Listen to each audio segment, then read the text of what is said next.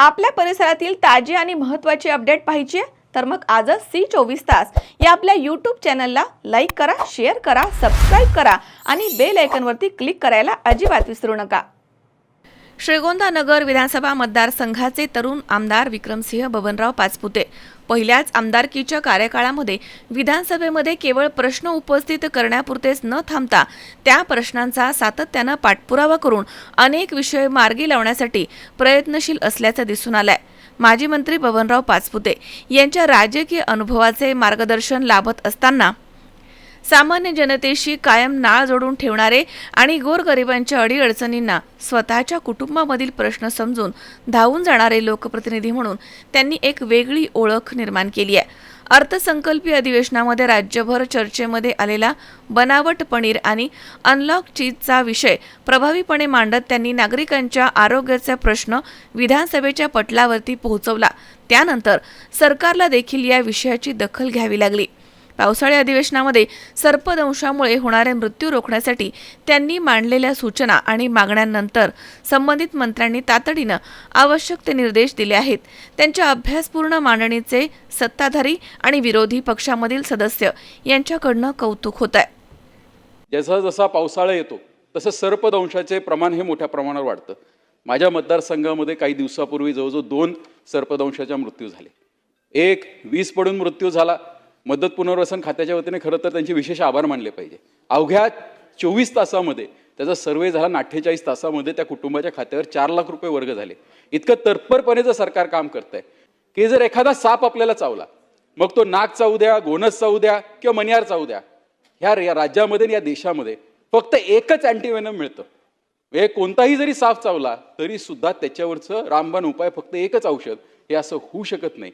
याच्यामध्ये कुठेतरी काम करावं लागणार आहे। शिक्षण, आरोग्य, सामाजिक प्रश्न, पायाभूत सुविधा आणि मतदारसंघाच्या विकासाशी संबंधित विविध विषय सातत्याने विधानसभेमध्ये मांडत त्यांचा पाठपुरावा करण्याचा प्रयत्न त्यांनी सुरूच ठेवला। मतदारसंघामध्ये एखादी आपत्कालीन घटना घडली, अपघात झाला किंवा एखाद्या गरजू कुटुंबावरती संकट आलं तर मदतीसाठी तत्परतेने पुढे येण्याचा त्यांचा प्रयत्न अनेकांना अनुभवायला मिळाला आहे। कृषी विभागाच्या कार्यालयाला माझ्या तालुक्यामध्ये इतकी दयनीय अवस्था आहे, हे कधी छत गळून खाली पडेल याचा भरोसा नाही।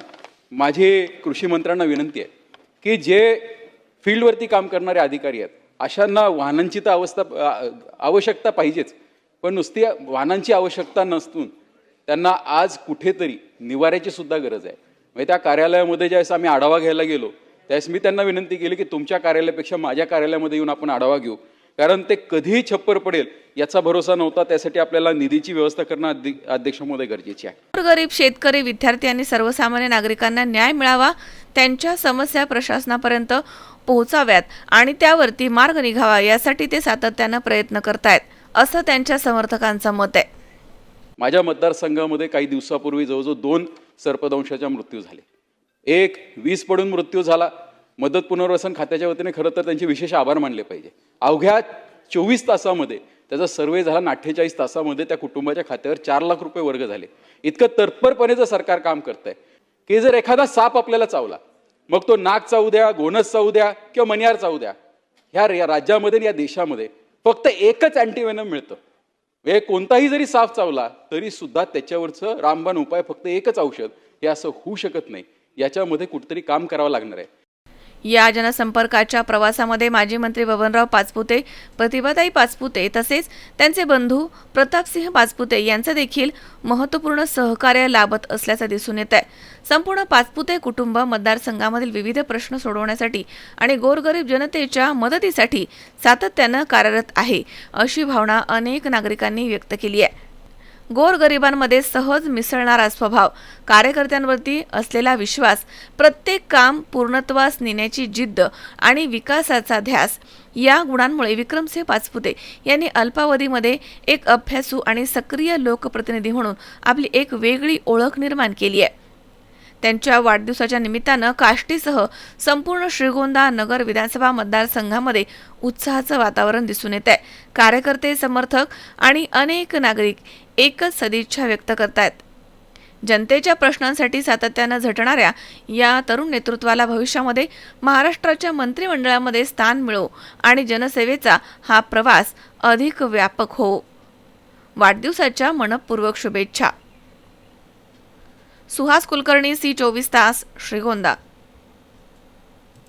राहुरी शहरामधील नामांकित साईराम इलेक्ट्रॉनिक्स अँड बॅटरीज या दालनात तुम्हाला मिळतील सर्व प्रकारच्या इलेक्ट्रॉनिक वस्तू तसेच होम अप्लायन्सेस.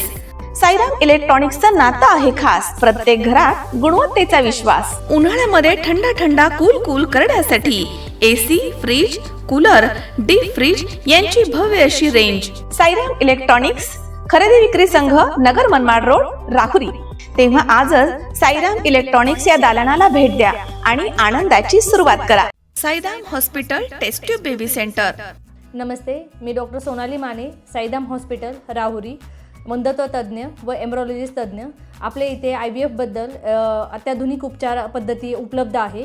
तर त्यामध्ये IVF, ICSI, embryo donation, egg freezing, sperm freezing तसेच सरोगसी माताबद्दल सल्ला पण आपल्या इथे दिला जातो.